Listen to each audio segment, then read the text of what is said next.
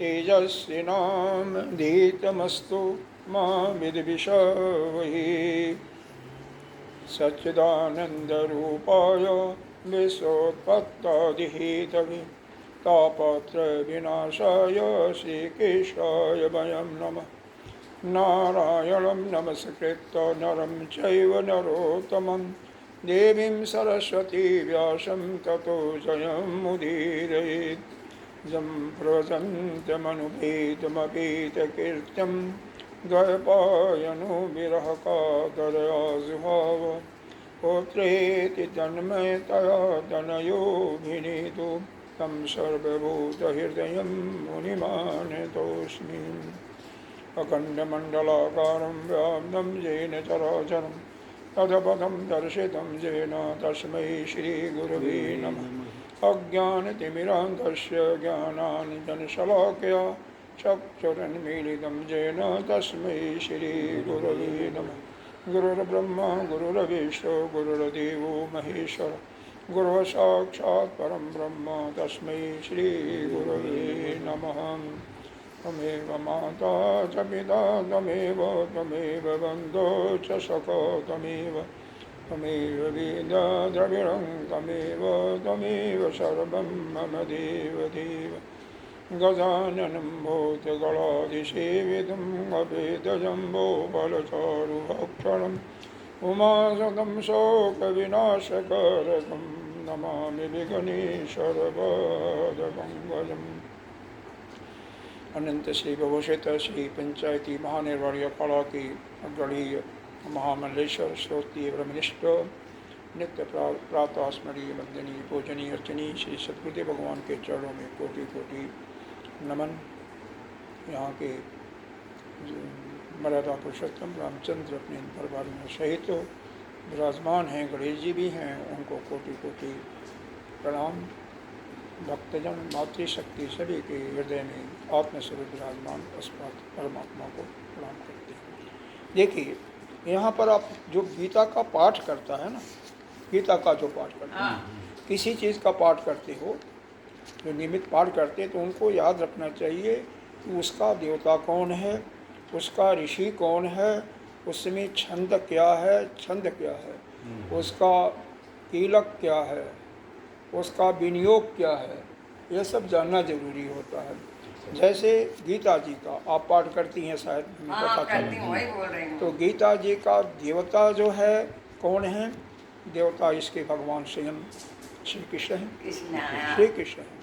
और इसके ऋषि कौन है, देवता के साथ ऋषि का भी।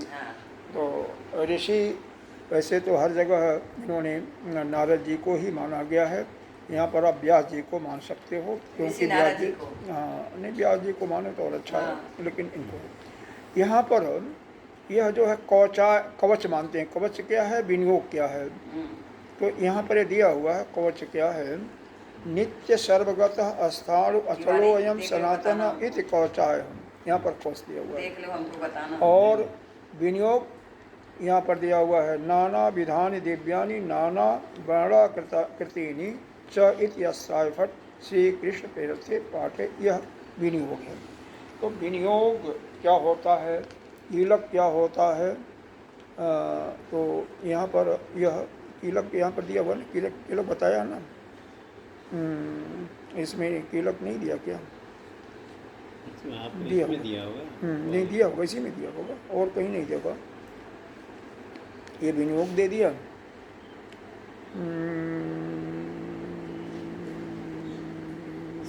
कवच दिया हुआ, नेत्र कीलक नहीं दिया हुआ, इसमें नहीं दिया हुआ।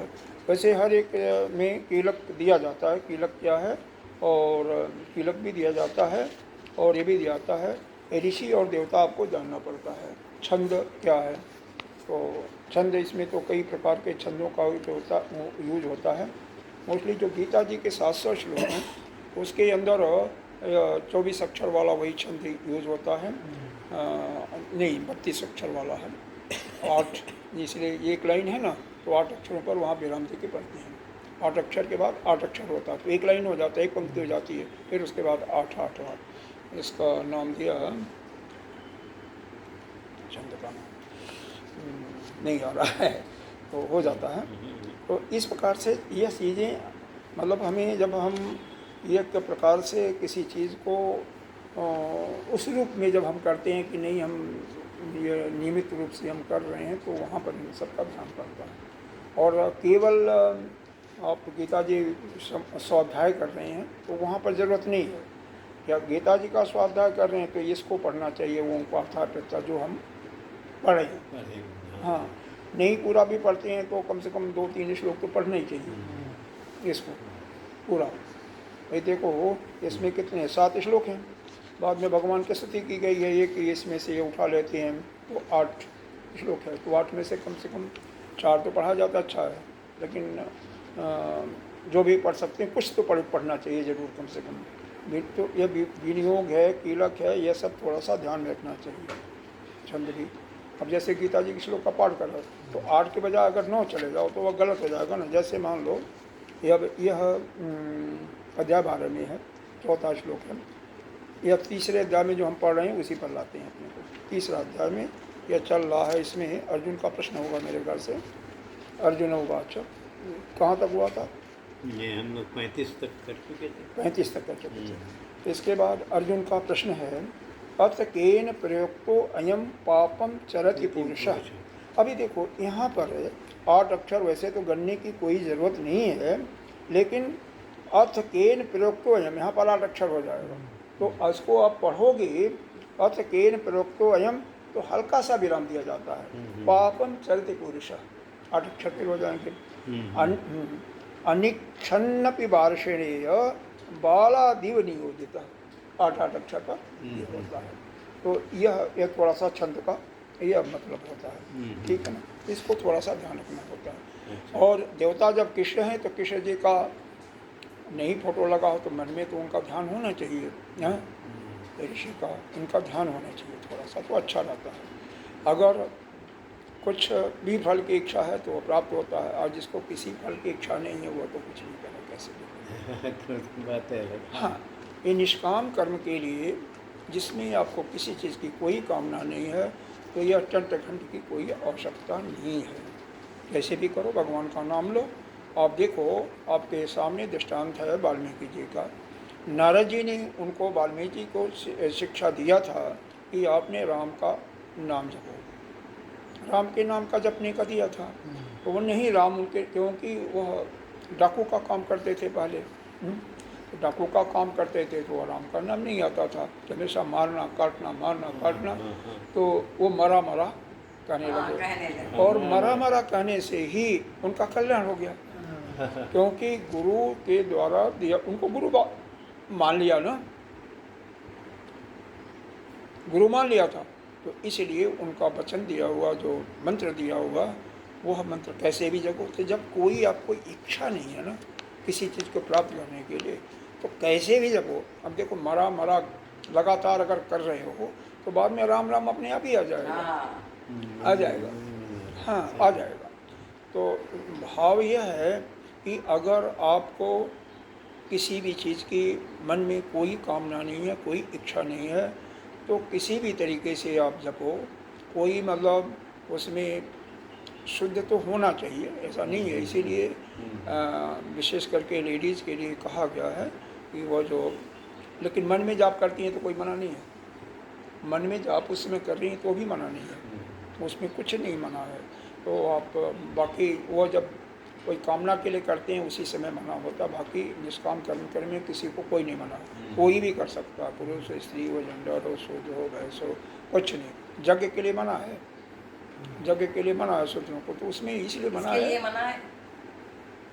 केवल यज्ञ के लिए मना है, केवल शूद्रों के लिए, शूद्रों के लिए। क्षत्रियों के लिए कुछ यज्ञ है और ब्राह्मणों को कुछ यज्ञ मना किया हुआ है। ब्राह्मणों के लिए अश्वमेध यज्ञ मना किया हुआ है, ब्राह्मणों के लिए अश्वमेध यज्ञ वर्जित है, वो क्षत्रिय ही केवल कर सकते हैं।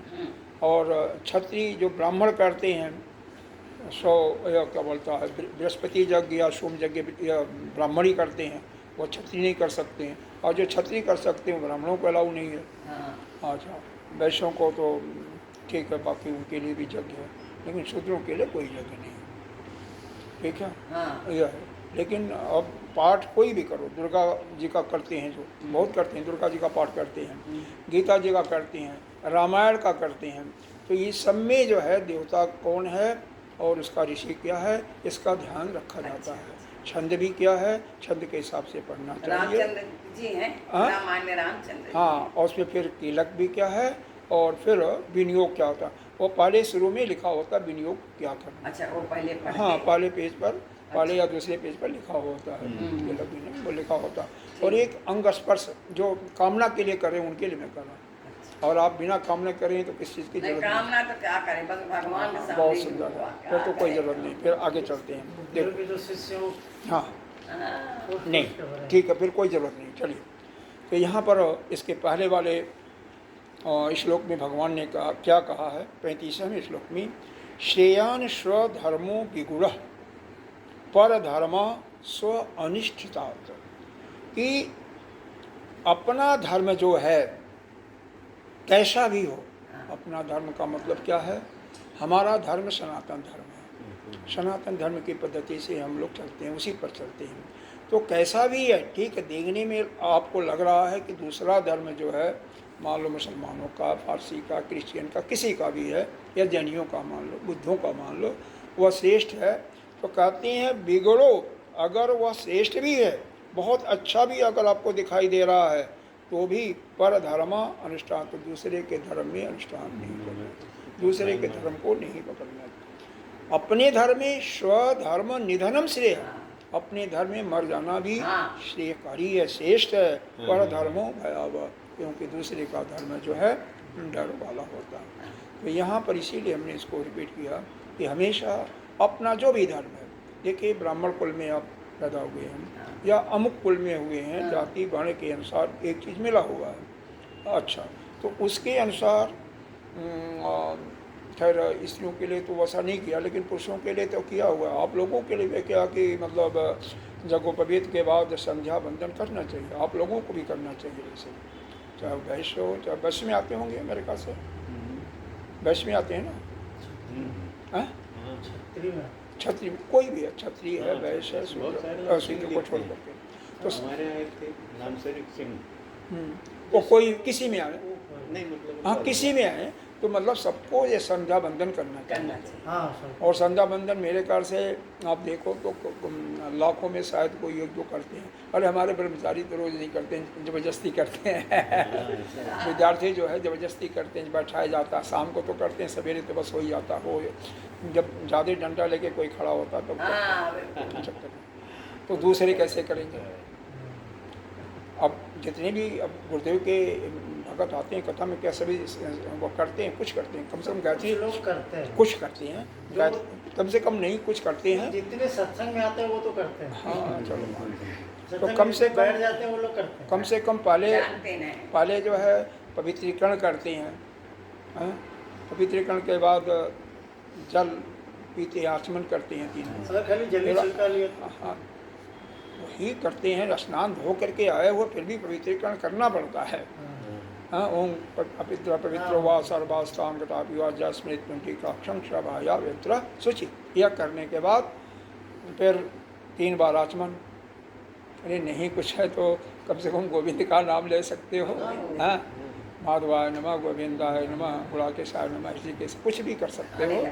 अंत में एक बार हाथ का धोना, उसके बाद अंग का वह भी होता है, अंगन्यास भी होता है, करन्यास भी होता है, ये सब दिया हुआ है यहाँ पर। हृदय को स्पर्श करना शुरू में दिया हुआ, तो इसलिए दिया हुआ है, इसमें विनियोग भी दिया हुआ किसके लिए करना, तो वह सब करना चाहिए। अच्छा, वह मतलब श्रेष्ठ है और करते हैं तो अति उत्तम है। और फिर उसके बाद एक तो सूर्य भगवान को उसमें जल दिया जाता है जो यह करते हैं, और वहाँ पर विशेष करके गायत्री मंत्र का ज़्यादा कुछ मंत्र हैं, मंत्रों का करने के लिए गायत्री मंत्र कम से कम 3 माला तो होनी चाहिए, 1 माला तो हर हालत में होना चाहिए, अगर वो नहीं करता है तो कोई नहीं है। उससे क्या होती है, हमारी बुद्धि प्रकट होती है, हमारे ज्ञान की वृद्धि होती है। अरे सूर्य देवता हमारे साक्षात देवता हैं, और उन्हीं की अधिष्ठात्र देवता यह सरिता जी हैं, गायत्री जी हैं। अधिष्ठान देवता। तो हम जब जल चढ़ाए नारायण को गायत्री मंत्र का नाम लेके चढ़ाए। हाँ, कोई बात नहीं, उनका मंत्र वैसे अलग है। मैं ओम ऐ सूर्यो संशांशो तेजो रासे जगतपति अनुकम्यम मामकत्वा गृहकत्वा दिवाकर, मंत्र तो यह है, लेकिन कोई बात नहीं, कैसे भी करते हो गायत्री मंत्र भी चलेगा, और नहीं कुछ तो ओम सूर्याय नमः तो चलेगा ही वो ना, तो करते हैं। बस खत्म। सूर्याय हाँ, ये तो देखो ओम सूर्याय नमः। देखो वहाँ पर किसी भी चीज़ का करने के लिए भाव होना हाँ, चाहिए। होना चाहिए। भाव है आपका तो ठीक है, सब चलेगा, लेकिन भाव भी नहीं है तब तो फिर सब बेकार है। हाँ, अगर मान लो सही बात है। जबरदस्ती करो, मान लो हम पूजा करते हैं, हमारे अंदर भाव नहीं है, एक कर्म पूरा करते हैं, तो वो तो बिल्कुल निकृष्ट टाइप का है ना, भाव होना चाहिए जरूर। चलिए, तो यहाँ पर यही है कि दूसरे धर्म का हमें अनुसरण नहीं करना चाहिए। विशेष करके देखा यह होता है हमारे यहाँ भी। अब कुछ लोग कहते हैं, अब जैसे हम लोग सनातन धर्म को मानने वाले हैं, जो वेद में लिखा उसको हम मानते हैं, तो ये चाहे गुरु ग्रंथ साहब में लिखा कहीं लिखा है, उसको हमें कोई मतलब नहीं होता है। कबीरदास जी ने उदाहरण लोग देते हैं कि कबीरदास जी ने तो कभी पढ़ाई लिखाई नहीं, तो इसका मतलब कोई भी ना पढ़ा। हाँ, यही देते हैं ना, मसी कलम छुओ नहीं, ऐसे कुछ होता है। ठीक है, जैसे भी है, ज्ञानी थे, पूर्व जन्म में तपस्या किए थे, पूर्व जन्म की तपस्या का फल उनको मिला था। तो वह जैसे हमारे जगत गुरु शंकराचार्य जी 7 साल के अवस्था में इनको चारों वेदों का ज्ञान हो गया था, तो वो बात अलग है। ले कोई होता है, ठीक है, कोई बात नहीं, लेकिन अगर पिछले जन्म में नहीं किया तो इस जन्म में तो करना पड़ेगा ना।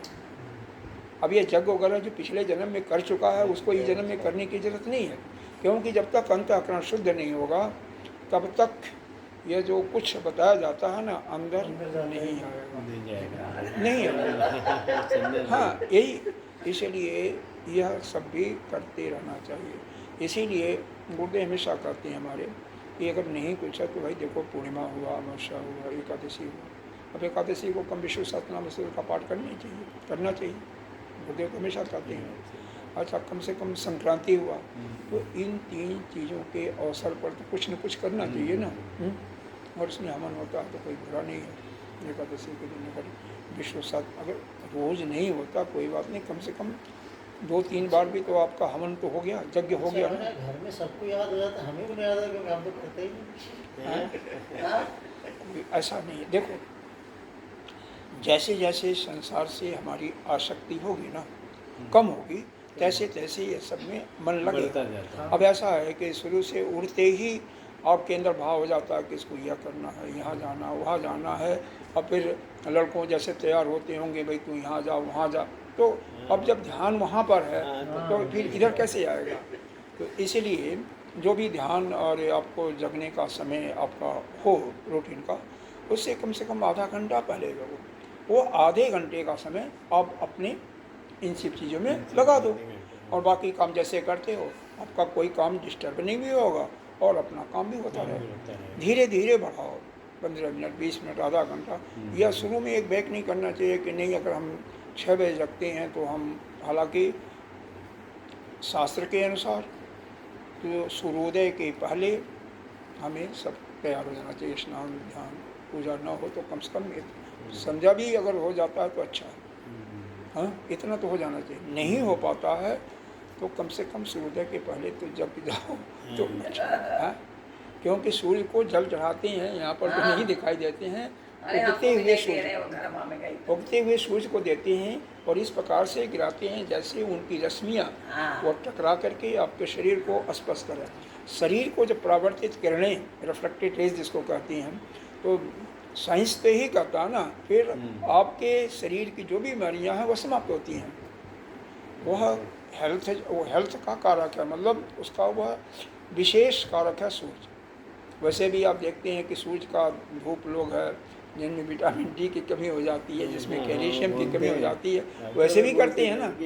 तो जो सूर्य की किरणें हैं, सूर्य की जो किरणें हैं वो हमारे अंदर शक्ति का संचार करके हमारे रोगों का उन्मूलन कर देती हैं, उसको सफाया करती हैं। तो वह है। अब मजबूरी की बात अलग है, जैसे आपको किरण ही नहीं दिखाई देगी, अब यहाँ पर किरण इस टाइम दिखाई दे रही है, अब क्या करोगे। हाँ हाँ, ठीक है। अच्छा, जहाँ पर नहीं है उसकी तो कोई बात नहीं ना, अब क्या करोगे? हैं? अब जो कुछ जैसे भी प्रारब्ध बस मिला है बस सही उतना ही। बात है। भाव अंदर तो रखो। बस। अब इसके बाद अर्जुन पूछते हैं, यहाँ पर यह है कि अपने धर्म का ही पालन श्रेष्ठ है। आपको देखने में लग रहा है दूसरे का धर्म हमसे बहुत बढ़िया है, फिर भी अपने धर्म में मर जाओ, कोई बात नहीं, वो श्रेष्ठ है। और दूसरे का धर्म जो है हर समय भयावह ही होता है। इसका भाव अभी दूसरे एक और श्लोक करके पढ़ते हैं, थोड़ा थोड़ा भाषा इसमें। काम एषः क्रोध एषः रजो गुण समुद्भव महाशनो महापापमा विद्धि एनम इह वर्णम। अर्जुन को कह रहे हैं भगवान, हे अर्जुन, तुम अपने शत्रु को मारो। तुम्हारे शत्रु ये बाहर नहीं है, वो जो खड़े हैं ना बाहर, वो नहीं है। तुम्हारा शत्रु तो तुम्हारे अंदर ही है। अर्जुन पूछ रहा, हे भगवान बताओ ना शत्रु कहाँ पर छिपा हुआ हमारा, हम उसको पहले मारूं। तो कहते हैं यह जो रजोगुण होता है ना, तो रजोगुण से उत्पन्न होती हैं क्या? कामना। काम एषः क्रोध एषः रजोगुण समुद्भव। समुद्भव माने उत्पन्न होना। तो यह जो रजोगुण होता है ना, क्योंकि यह तीसरा का कारक रजोगुण है। जिसके अंदर रजोगुण नहीं होगा वो संसार का काम या कोई भी काम नहीं कर सकता, जिसमें यज्ञ करना भी रजोगुण चाहिए। ध्यान के लिए तो सतोगुणी होना जरूरी है, पूजा पाठ के लिए भी सतोगुण जरूरी है। वहाँ पर सतो और रजो का दोनों है कि काम भी करना पड़ता है, सामग्री भी लाना पड़ेगा, आपको सामान जुटाना पड़ेगा, बिना उसके तो नहीं होगा। हाँ, लेकिन संसार का कोई काम करने के लिए बिना रजोगुण के संभव नहीं है। और यह जो काम करेगा रजोगुण को लिए, अब भोजन में गीता में बताया गया 17वें अध्याय में कि कैसे क्या खाने से रजोगुण बनता है। तो उसने यही जो बताया नहीं, उन्होंने चटपटा का नाम लिया, उसी से मेरे को याद पड़ा। पूड़ी है, तस्मई है, खीर है, जो भी मतलब स्वादिष्ट व्यंजन जो है नाना प्रकार के, जिसमें चिकनाई वगैरह अच्छा चिकनाई मर मसाला यूज होता है, वही सब अरे रजोगुण है। और उससे क्या दो चीज़ें उत्पन्न होती हैं, कामना, कुछ चीज़ की कामना होती है, और दूसरा होता है क्रोध। आप सतोगुणी वाले को देखोगे उसको क्रोध नहीं उत्पन्न होता, अगर होगा तो बहुत विकराल होगा, वो बात अलग, नहीं होता, जनरली नहीं होता। महाशना यह कैसा है, यह कामना जो है महाशना, इसका पेट ऐसा है कभी भरता ही नहीं। महाशना बहुत बड़ा खाने वाला, कितना भी इसको खिलाते जाओ। अब अपनी कामना को देख लो, आज तुम्हारे अंदर मान लो कामना है कि अमुक कोई कार्य लिया था वो पूरा हो जाए, ठीक है पूरा हो गया, लेकिन उससे आपकी वह कामना की जो पिपासा है, तृष्णा है, वह शांत नहीं होती है। फिर दूसरी मिल जाए, तीसरी मिल जाए, चौथी मिल जाए, यह तृष्णा जो है इस कामना की वह समाप्त नहीं होती। अगर एक कामना हो ना तो निश्चित रूप से हो जाएगा। इसीलिए जितने भी विद्यार्थी हैं, जितने भी विद्यार्थी पढ़ते हैं, अगर उनकी केवल एक इच्छा हो ना तो, और कम से कम भगवान का थोड़ा सा भी नाम लें, तो निश्चित रूप से वो कामना पूरी ही होगी अगर परिश्रम करेंगे। लेकिन उनके अंदर एक कामना थोड़ी होती है, बहुत कामनाएं होती हैं ना, इसलिए कामना को पहले कम से कम करो।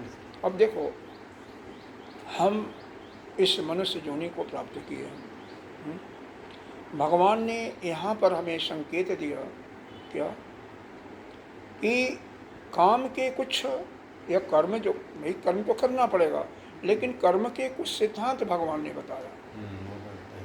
क्या बताया कि पहला सिद्धांत यह बताया, आपका उद्देश्य कुछ भी हो, प्रयोजन कुछ हो दुनिया भर का, कोई बात नहीं, लेकिन उसका जो आश्रय है, जो समर्पण बुद्धि है, वो परमात्मा के लिए कर दो। यानी अपने सभी कर्मों को, जो भी कर्म कर रहे हो, उस परमात्मा को समर्पित कर दो। समस्त कर्माणि सन्न्यस्त, सभी कर्मों को परमात्मा को कर दो। दूसरा बताया, यह अध्यात्म, अपनी बुद्धि में, चित्त में अध्यात्मा लाओ, अध्यात्म गुण लाओ। अध्यात्म का मतलब क्यों, यह जो आत्मा के ऊपर इस संसार में रहते रहते जो नाना प्रकार के विकार पड़ गए हैं, क्या विकार है, राग है, द्वेष है, काम है, क्रोध है, लोभ है, मोह है, मत्सर है, मद है, इत्यादि अंग है, इसको निकालने के लिए अध्यात्म की जरूरत पड़ती है। अब यह कर रहे हैं, यह अध्यात्म योग है, यह धर्म की पूजा कर रहे हैं, जहाँ पर भगवान का, उनके गुणों का वर्णन है, वही तो अध्यात्म है, यह ध्यान कर रहे हैं। तो इससे आत्मा का जो गंदगी, आत्मा जो के ऊपर जो मल पड़ गया है, चिपक गया है, वह दूर होता है, तो उसको दूर कर रहे हैं। तो पहली बात क्या हुआ, अपने कर्म का प्रयोजन उद्देश्य कुछ है, चाहे बच्चे को फीस देना या कोई आपने यज्ञ कराना या कोई मंदिर बनाना, जो भी कुछ प्रयोजन है उससे कोई लेना देना नहीं है, उस के फल को भगवान को अर्पण कर दो, जिसको भी मानते हो, ठीक है, समर्पण हो गया पहला। दूसरा हो गया अपनी बुद्धि में अध्यात्म बुद्धि लाओ, अपने चित्त में अध्यात्म का लाओ, अध्यात्म लाओगे जिससे आपका यह कम से कम नहीं कुछ तो 10 मिनट दोनों टाइम ही ध्यान करो, अध्यात्म हो गया। गीता जी का भी 1-2, क्योंकि आपको तो अगर नित्य होता रहे तभी तो आपको समय नहीं मिलेगा यहाँ आने का, वो लेकिन फिर भी अब आपको दिया जाता उसी को कम से कम सुनो, कुछ तो मिलेगा। हाँ, तो कुछ तो अध्यात्म बुद्धि लाओ, तो कम से कम 10 मिनट और जो भी जितना भी समय मिलता है, गुरु मंत्र लिए होगे तो गुरु मंत्र का जाप, नहीं तो गायत्री मंत्र का जाप भी करना चाहिए और गुरु मंत्र का भी जाप करना चाहिए, उसके अलावा और कोई मंत्र का जाप नहीं करना चाहिए, ठीक है ना। गायत्री मंत्र जितने भी संन्यास नहीं लिए हैं, ये उन्हें ब्रह्मचारी भी है, वो भी गायत्री करना बिल्कुल करना है उसके लिए। ब्रह्मचारी का मतलब होता है जो ब्रह्म विद्या को प्राप्त करने के लिए उस रास्ते पर चल रहा है।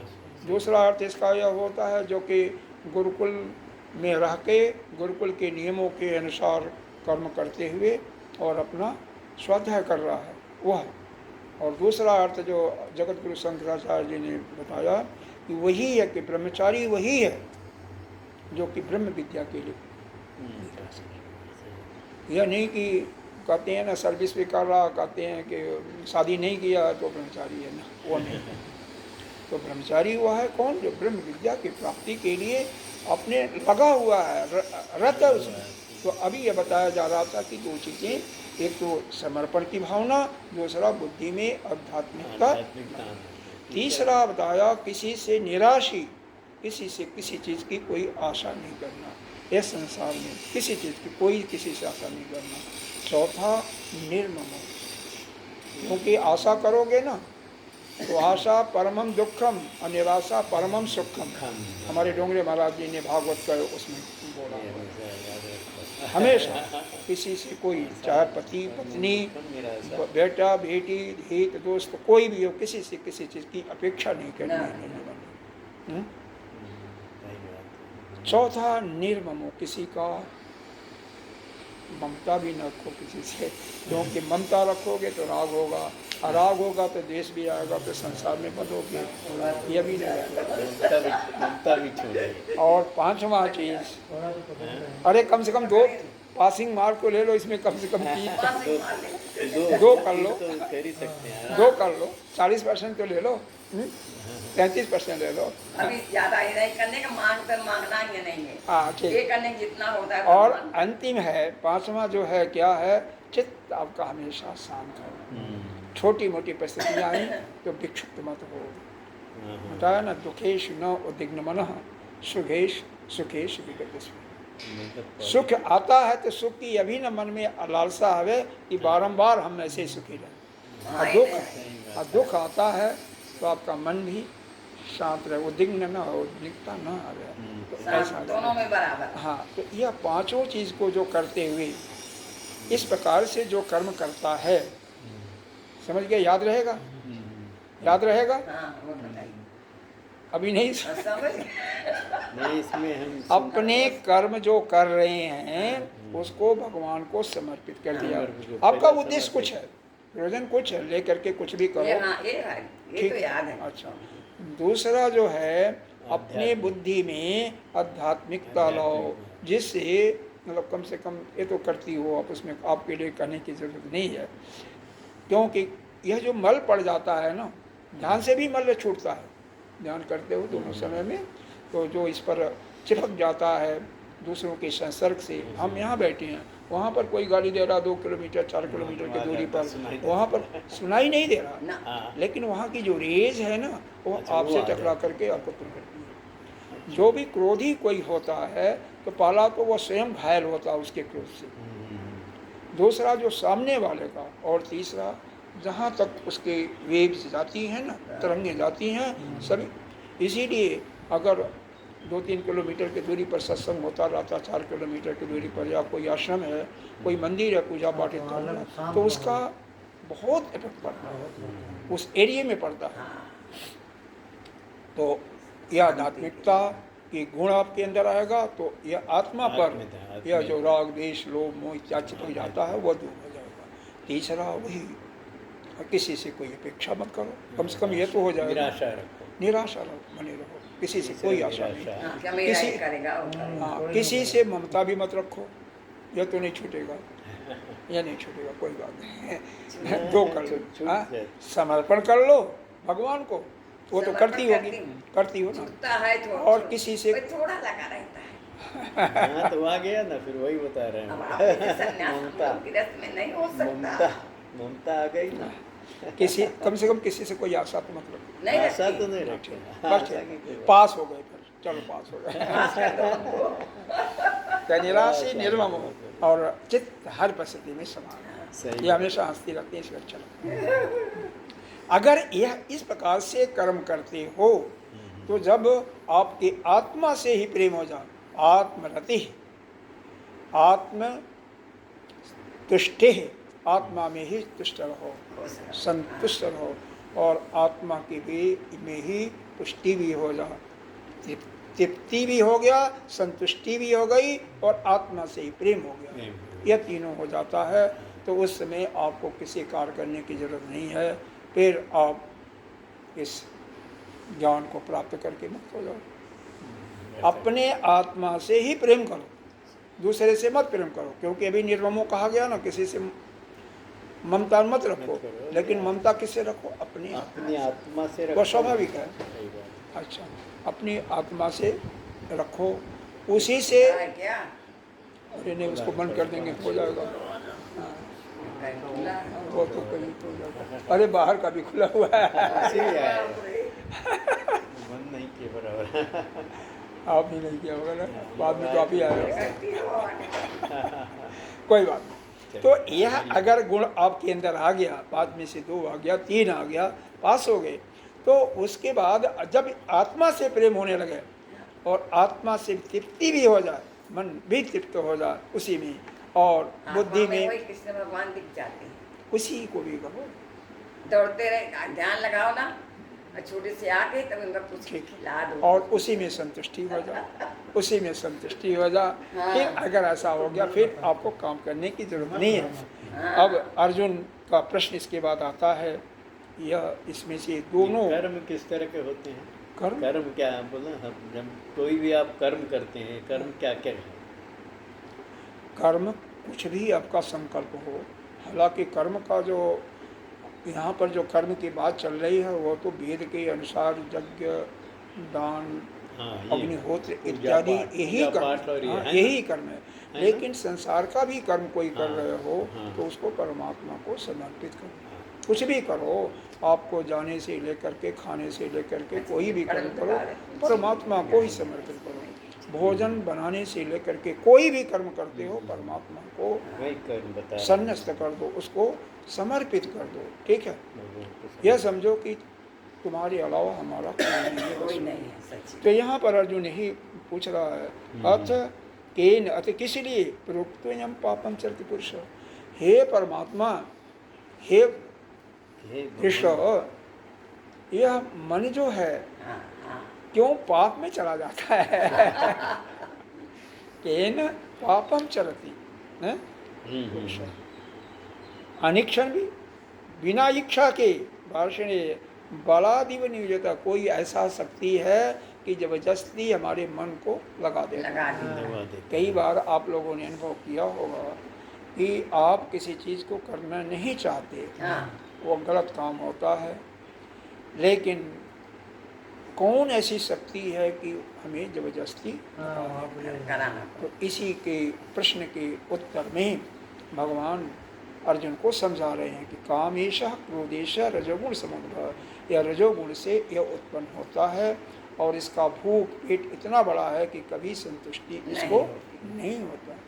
महापापमा, बहुत बड़ा पापी है, बहुत बड़ा पापी है। इसीलिए तो इसको क्या करो, इसी को तुम अपना सबसे बड़ा शत्रु समझो, और फिर उसको क्या है, जो असंग रूपेण का जो शस्त्र है ना, 15वें अध्याय में आएगा, शास्त्रों में काट, हाँ, उससे तलवार उठाओ, काटो उसको। शास्त्रों से काटते हैं। गीता में है।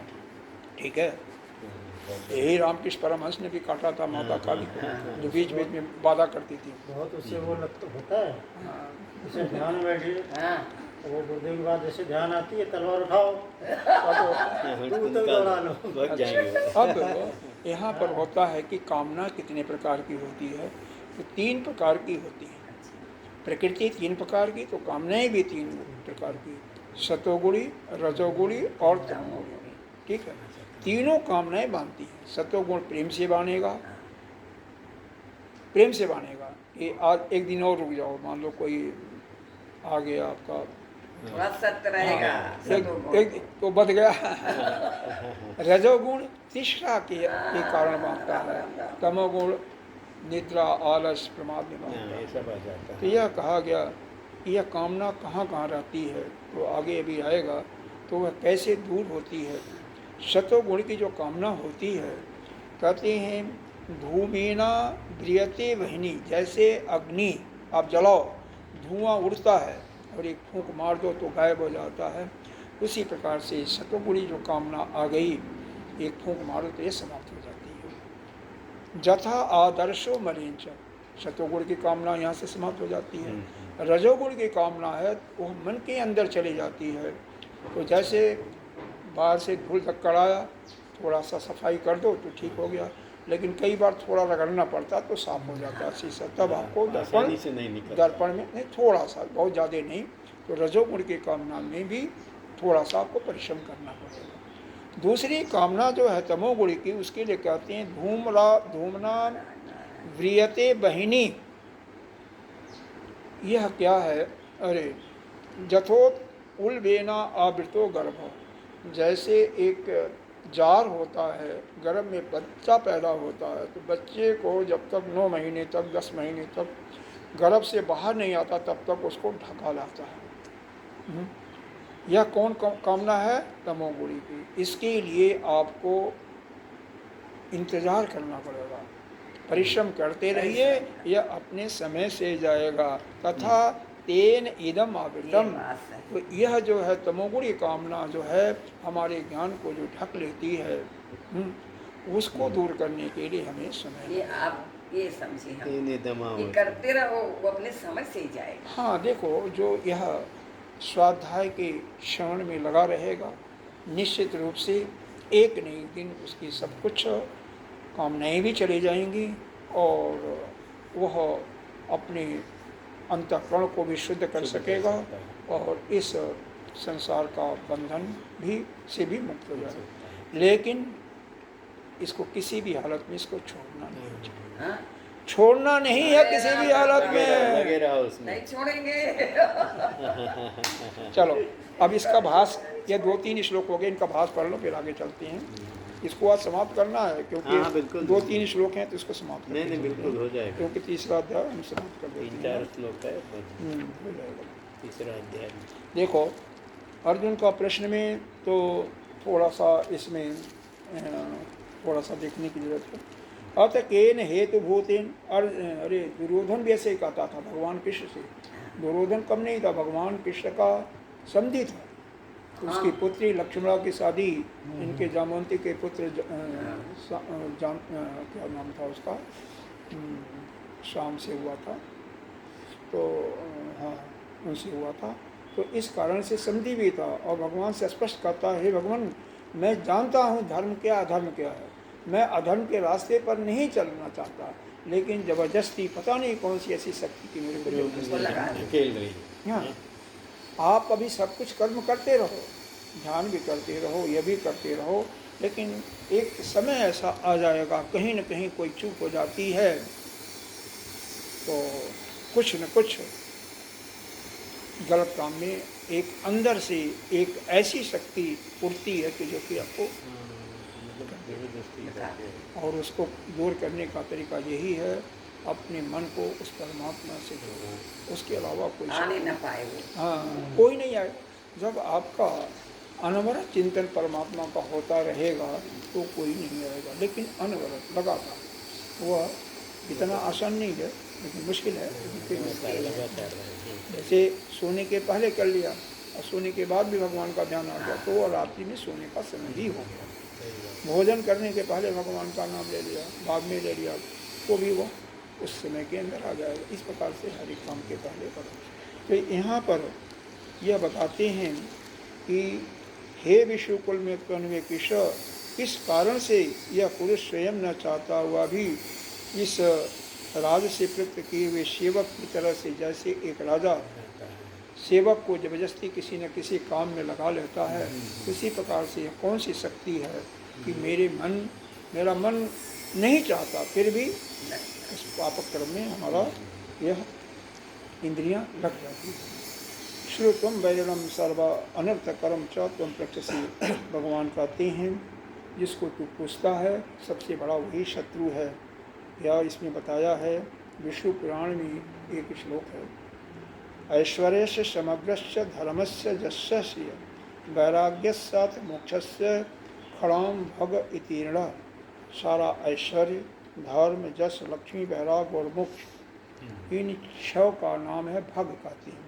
भगवान का नाम देखो, भगवान का नाम है भग धनवान।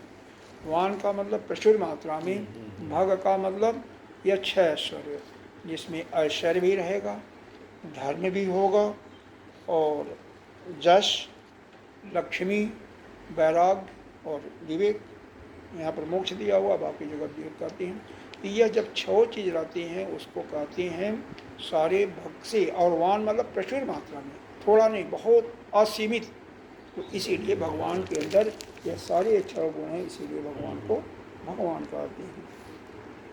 ऐश्वर्य आठस्तम जस्मिन वासुदेवे नित्यम अति प्रभेद्य बद्धत्तेन सामस्तेन च वर्तते। कहते हैं यह जो छह गुण हैं बिना प्रतिबंध के इस वासुदेव में हमेशा रहते हैं। तथा एक और उसमें बताया गया है उनका कार्य के लिए, उत्पत्ति प्रलयम च भूतानां गतिम गतिम वेति विद्याम अविद्याम च स वाच्यो भगवान इति। उत्पत्ति, संसार का उत्पत्ति, प्रलय, भूतों को आने और जाने का, विद्या, अविद्या को भी जो जानता है, अविद्या को, ज्ञान को भी जानता है, अज्ञान को भी जानता है, और भूत कहाँ जाते हैं, कैसे आते हैं, प्राणी कैसे जाता है, कैसे आता है, संसार की उत्पत्ति कैसी होती है, प्रलय कैसी होती है, इसको भी जानता है, उसको भगवान हम जानते हैं। तो उत्पत्तादि विषयम च विज्ञानम जस स वासुदेव वाच्य भगवान थी। यही कहते हैं, हे वासुदेव भगवान नाम से वाच्य। यह जो इसका उत्तर अभी भगवान ने कर, चलो आएगा तो फिर बताएंगे। तो इस कामेश क्रोधेश का भाष्य देख लो। कामेश का मतलब है सर्वलोक शत्रु, जन निमित्ता सर्वा अनर्थ प्राप्ति प्राणिनाम, जिसके कारण से हमारे सारे अनर्थ होते हैं, यानी हमें दुख पहुँचता है, उसी को कहते हैं काम। काम जो है इस संसार का सबसे बड़ा शत्रु है, यानी हमारी इच्छाएं ही शत्रु हैं। इसी के निमित्त जो है ना सब प्रकार के अनर्थ की प्राप्ति हमें होती है। स एषा काम प्रतिहतः केनचित् क्रोधः तेन प्रति, और इसी से बाधित होकर के जो बाधा पहुंचाता है उससे क्रोध।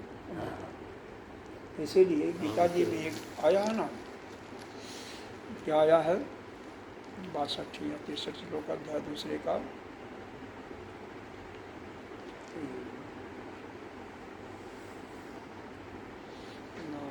ध्यायतो विषयान पुंसः, ध्यायतो विषयान पुंसः संगस्ते बजायते। अगर किसी भी मन की जो वृत्ति आई ना, मन में वृत्ति जैसा संस्कार, जैसा काम करोगे वैसे उठती रहेगी, पीछे का भी जैसे है। लेकिन इसे दूर हटने का तरीका यही है कि जो भी वृत्तियां निकलती हैं, आती हैं, उस पर ध्यान मत दो। ध्यान करोगे 1 मिनट के लिए भी ध्यान करोगे तो वह इच्छा प्रबल हो ये जाएगी हमको बहुत लागू हुआ है। और फिर उसको बारंबार पकड़ने ये की बात हमको बहुत लागू करने हुआ की है। इच्छा करोगे कई विचार आने तो लगता उससे है, क्या बस होगा, हटा देते। आपके लिए आसक्ति आ जाएगी। ध्यायतो विषयान पुंसा संगस्ते जाएगी, संग संजायते काम। और जब आसक्ति आएगी उससे काम, हाँ, किसी को उसको क्रोध, प्राप्त करने लोभ के लिए, सभी उसका आएगा। भोग करने के लिए इच्छा आएगी। और उस काम से कामात क्रोधो अभिजाति, उस काम में कोई बाधा डालने वाला तो क्रोध होगा। क्रोध है। और क्रोधाति भवत सम्मोह, उस क्रोध उत्पन्न होगा, उससे मूढ़ भावना आएगी।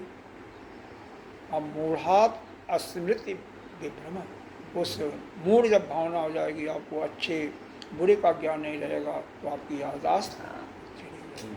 सही बात। और स्मृत भ्रंशात, बुद्धि नाश है, फिर बुद्धि का नाश है, और बुद्धि नाश है फिर प्रणश्यति, प्राण भी चला जाएगा। प्राण जाने का मतलब है आप नीचे गिर जाओगे, मृत्यु का मतलब नहीं है।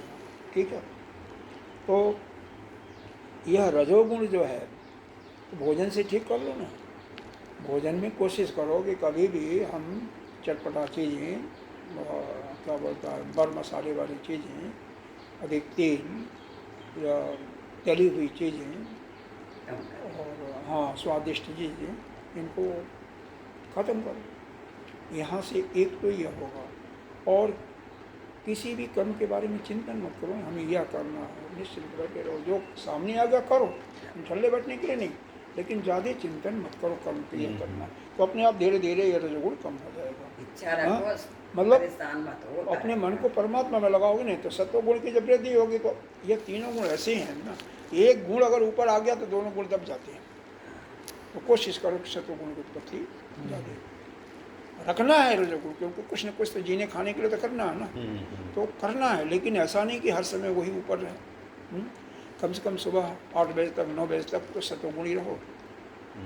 बाद में अगर 6 बजे तक 7 बजे तक रहते हो, फिर बाद में भी सत्वगुणी कुछ देर लाओ 2 घंटा, और फिर बाद में तमोगुण में जा करके अपना तो विश्राम करो। मतलब कुछ प्रतिबंध लगाना शुरू करोगे तब हो जाएगा। और इसके बाद जो है आगे का दे रहे हैं, यह जो धूमना वृत्ति का, इसका तो जो बताया गया तो उतना ही दिया है और कुछ नहीं दिया हुआ है। तो अब 45वां मंत्र पढ़ें। आवृतम ज्ञानम एतेन ज्ञानिनो नित्य वैरणा काम रूपेण कौन्तेय दुष्प्रेरणा अनलेन च। क्या होता है, यह जो बताया गया ना, कौन, यह काम है, इच्छा है। ये तीन, यह इस ज्ञान को ढक लेता है।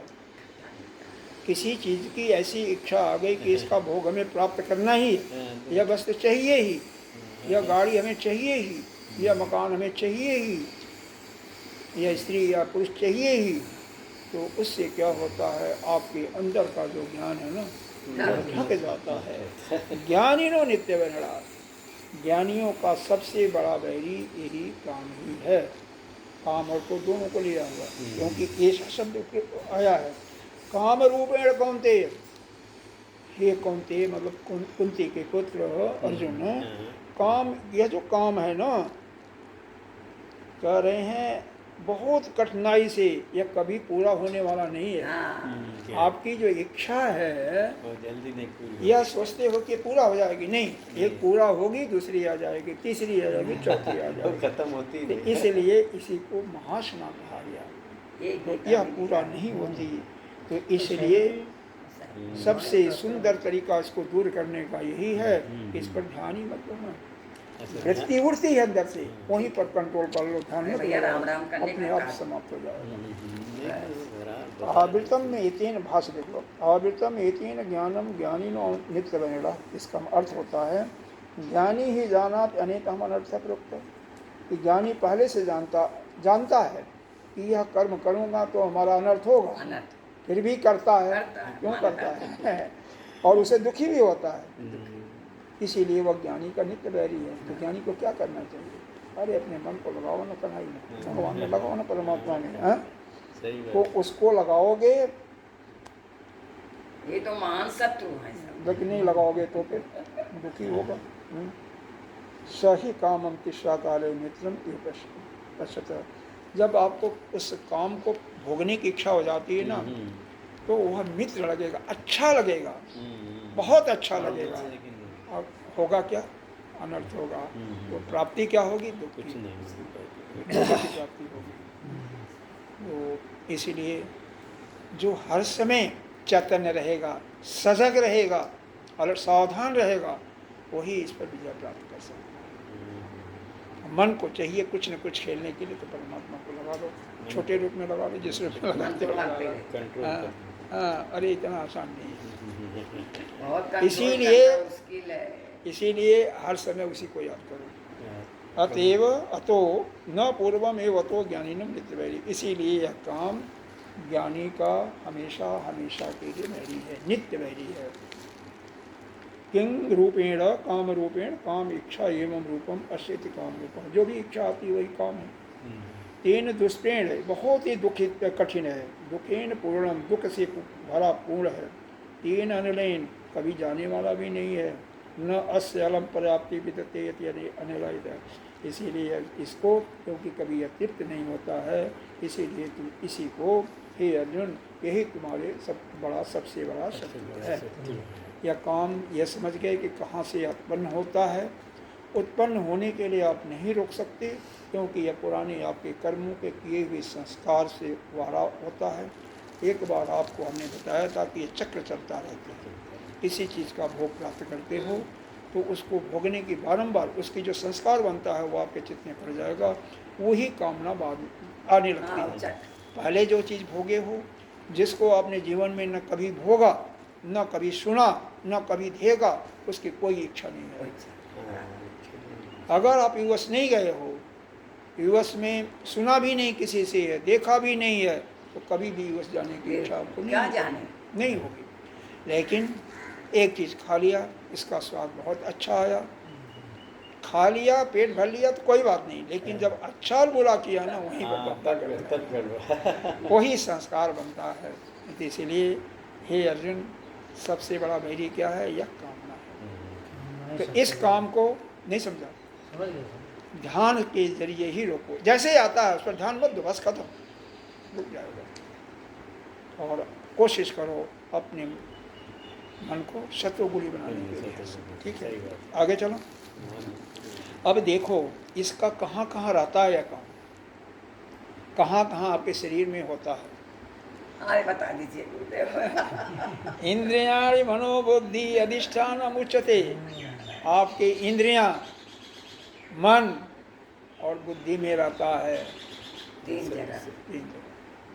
एत ही विमोहत एषः ज्ञानम आवृत देनम। यह आपको मोहित करके आपके ज्ञान को ढक देगा। समझे, आपको मोहित कर देगा ज्ञान करके। कैसे करोगे? देखो, इंद्रिय की जो कामना होती है ना, इंद्रिय की कामना होती है, केवल इंद्रियों में रहती है। वो तो जैसे पीछे बताया गया कि अग्नि में धुआं आ गया तो फूंक को खत्म, उसी प्रकार से इंद्रियों की कामना तुरंत समाप्त हो जाती है। जरा सा आप कोशिश करोगे तो कोशिश यह करना, इंद्रिय में जो कामना है वो मन में ना आने वाला है, वहीं पर लगा। इंद्रियों से भोगा है आपने, उस कामना हुई तो वहीं तक सीमित हो जाए। मन में आया तो और ज़्यादा परिश्रम करना पड़ेगा। अब बुद्धि में आ गया तब तो भैया 1 बार 2 साल 10 साल भगवान जाने। बुद्धि में ना आने पाएगा। कई लोग गांव में देखा होगा, बपौती दर बपौती एक दूसरे से दुश्मनी चली जाती है। कारण यह है कि वो बुद्धि में बैठ गया। बच्चा जो होता है उसको बचपन से ही उसमें वो घुसेड़ दिया जाता कि यह तुम्हारे पिता को मारा था, यह किया था, यह बैठा रहता है। तो फिर यह मत कहो ना किसी से। बच्चे को अगर कुछ शिक्षा देना है तो भगवान के बारे में दो। कोई अपना श्रेष्ठ पुरुष से उसको प्रणाम करे ना। उसके अंदर कम से कम एक माला गायत्री मंत्र का जाप कराने की कोशिश करो। नहीं कुछ तो राम राम जाप करने की कोशिश करो, तो अपने आप सब करता जाएगा। तो भाई देखो, जैसा करोगे कहा गया वैसा ही भरोगे, जैसा खाओगे वैसा होगा मन होगा। हाँ, तो खाने के लिए भी आप कोशिश करो कि शतोगुणी भोजन करो। तामसी भोजन क्या होता है जानती हो? जूठा, अच्छा। बासी, हाँ फ्रिज में रखती है भी बासी होता है। हम बासी नहीं खाते, अच्छा, तो बासी तो भोजन बस हमारे ना बासी खाते ही नहीं। नहीं, बासी जूठा हो जाता है। नहीं, बासी जूठा नहीं होता, बासी बासी भोजन तो भी खाते हैं। तमोगुणी होता है। अच्छा, तमाम हो तमोगुणी। जाता है, हाँ। बन के रखा है। ताजा खाओ, ताजा बनाओ, खाते ताजा हैं खाओ। भाई, देखो खाना ही पड़ेगा। क्यों दही खाना तो पड़ेगा? खाते हैं, चलो दूध खाते हैं, कितने चलो दिन का चलो दूध, दो आगे चलो। चलिए, बहुत बढ़िया। हाँ, इसलिए क्या करना क्या है, यह आपके ज्ञान को न ढकें, उसके लिए क्या बताए हम। इसको तो कम से कम समाप्त करो। बोलिए। इसलिए तस्मात् मतलब तस्मात् तुम, तू क्या करो, इंद्रियां यादव नियम्य भरतवर्षभ, अपने इंद्रिय मन बुद्धि को नियंत्रित करो ना, इन पर विजय प्राप्त करो ना। पापमानम प्रजह्येनम ज्ञान विज्ञानाशनम, यह पापाचारी जो है ना, इसको मार डालो, काटो। मार डालो। हाँ, क्योंकि इसी यह भगवान तुम्हारे इंद्रियों को मारो। ज्ञान और विज्ञान को नाश करने वाला है ना।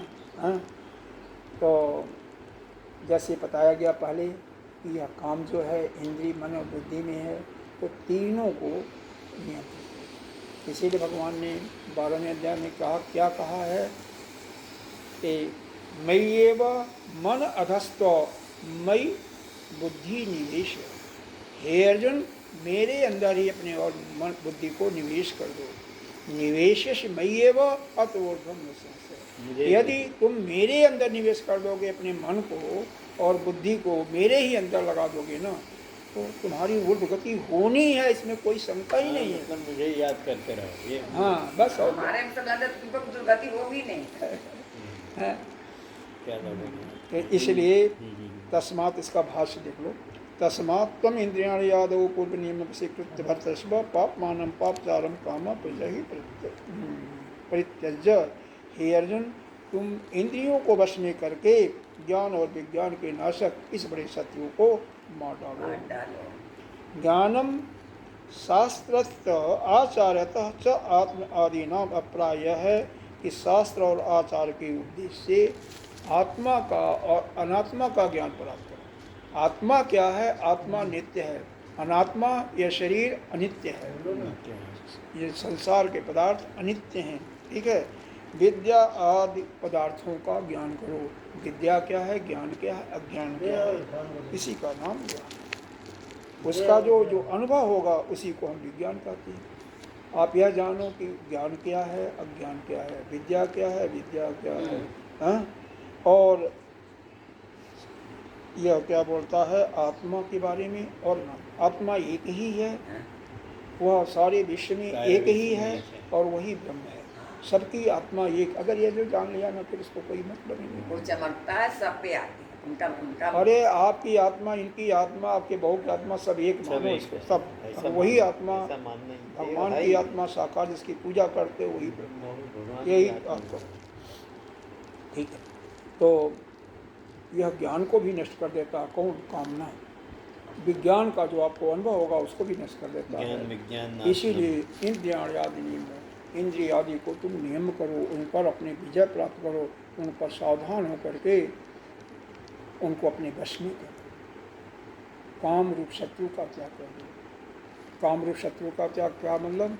जो भी आपके मन में वृत्तियाँ उड़ती उनको त्याग कर देना, उस पर ध्यान रखो। बस सीधी साधी बात है, कुछ नहीं करना, क्योंकि उनको रोक नहीं सकते, क्योंकि आपके अंदर संस्कार हैं, तो वृत्तियाँ आएंगी, लेकिन ध्यान मत बस कर दो। यहीं से आप उसको जड़ को समाप्त कर सकते हो। आगे क्या बताया है देखो, आगे क्या है, इंद्रियाणि परण आहु इंद्रियभ्यः परम। विषयों से भी सूक्ष्म क्या है आपका? इंद्रिय। इंद्रिय विषयों से, जो भी विषय हैं आपका, शब्द स्पर्श रूप गंध और रस, इनसे जो भी संसार के भोग हैं, इनसे सूक्ष्म आपकी इंद्रियां हैं। और इंद्रियों से भी सूक्ष्म आपका मन है, मन से भी सूक्ष्म आपकी बुद्धि है, मनस्थ परा बुद्धि हो, और बुद्धि से भी सूक्ष्म आपका वह आत्मा है। आप जाओ ना तो उस आत्मा की उपासना करते रहो ना, इन सबको छोड़ो और उस आत्मा अगर अपने अंदर नहीं देखते हो तो सामने खड़े हैं उनको देखो, उनकी उपासना करते रहो, उनका ध्यान करते रहो। जब तो कहते भी अंदर में गोपाल का इंद्रियाणि श्रोत आदीन पंचदेहम अस्थूलम बाह्यम परिच्छिन्न च अपेक्षा सक्षम अंतरस्तवापि त्वदि अपेक्ष प्राणी प्रकृष्टानि आहु पंडिता तथा इंद्रिय पर मन संकल्प विकल्पात्मकम। कहते हैं जो ज्ञानी लोग होते हैं, चाहे बाहर की वस्तु हो या स्थूल आपका शरीर है, अपना अंतःस्थल जो है, अंतःकरण जो है, सबको आप अनात्मा जानते हैं। यह आत्मा नहीं है, यह सभी क्या हैं, यह अनात्मा। ठीक है। और क्रमशः सूक्ष्म बाहर के वस्तु से अंदर जाओगे तो इंद्रिय सूक्ष्म, इंद्रिय से फिर मन, मन से भी बुद्धि, और बुद्धि से जैसे जैसे अंतर जाते जाओगे तो वो जो आत्मा विराजमान है पहले जीव, फिर वही सूक्ष्म है और उसी का ध्यान करो। हाँ? इन मन को क्यों श्रेष्ठ कहते हैं कि मन संकल्प और विकल्प करता है, इसलिए इंद्रियों के साथ जब वो लगता है तभी इंद्रियां काम कर पाती हैं, इसलिए मन श्रेष्ठ है। मन जैसे सोचता रहता है वैसे करता और मन की अपेक्षा क्योंकि बुद्धि निश्चय करती है। मान लो आपके पास किसी काम को करने के लिए दो रास्ते हैं, तीन विकल्प हैं। हाँ? किसी काम को करने के लिए तीन विकल्प है, तो जो एक विकल्प को फाइनल करना, निश्चित करना बुद्धि करेगी, इसलिए बुद्धि उससे श्रेष्ठ हुई। सबसे अच्छा। हाँ। और तथा जो सर्वदृश्य व्यय बुद्धत्व्य अभ्यंतर यम देहिनम इंद्रादि भी, और इनकी अंदर रहने वाला जो इनको शक्ति देता है बुद्धि को, वह क्या है, वही आत्मा है। जिसके शक्ति से ये बुद्धि काम करती है, मन काम करता है, तो उसको पकड़ो ना, वही सबसे सूक्ष्म है, अणु से अणु छोटा है, और वही जो है सबसे श्रेष्ठ है। तो वही, और वही काम जो है उसको ढक लेता है, तो ढकने न पाओ, इसलिए हमेशा तैयार रहो। अंतिम इस तीसरे अध्याय का अंतिम श्लोक है, एवं बुद्धि परम बुद्धवा संसतभ्याम आत्मना आत्मना जय शत्रु महाबाहो काम रूपम दुरासभम। इस प्रकार से बुद्धि से जो सबसे श्रेष्ठ तुम्हारी आत्मा है ना, बुद्धि से श्रेष्ठ क्या बताया गया, आत्मा। उसको आत्मा को पकड़ो और उसी को शुद्ध मन से अच्छी प्रकार समाधि में स्थित करो। इसीलिए ध्यान करने के लिए कहते हैं उसी आत्मा में स्थित करो। हाँ? अगर ऐसा करोगे तो वह काम रूप का जो शत्रु है ना तुम्हारा, वह पहले से नष्ट हो जाएगा, और जब वो नष्ट हो जाएगा तो चाहे सुख हो दुख हो उससे कोई मतलब नहीं, फिर उसको आसानी से बस में कर सकते हो। हाँ? और उस काम का त्याग करो, बिना त्याग करे हुए काम नहीं चलेगा। तो उस कामनाओं का आपको त्याग करना पड़ेगा। बिना त्याग का तरीका बता दिया आपको। मन में कोई भी वृत्ति उठता है, कोई भी विचार उठता है, उस पर ध्यान नहीं देना, बस उससे अपने को समझो कि अच्छा भी हो बुरा भी विचार हो। अगर केवल बुरे विचार पर नहीं ध्यान दोगे ना, तो अच्छे पर ध्यान दोगे तो भी गड़बड़ हो जाएगा। इसलिए कोई भी विचार उठा उस पर ध्यान मत। हरिओम रटने तो हाँ, फिर उसके बाद अपने आप ही वो समाप्त हो जाएगा। ओम श्री स्कंद पुराण श्री महाभारते शास्त्रायाम संहितां वैश्यक्यां विश्वधर्मणे श्रीमद्भगवद्गीता स्वोपनिषत्सु ब्रह्म विद्यायां योगशास्त्रे संवादे कृष्ण कर्मयोगो नाम तृतीयोऽध्यायः।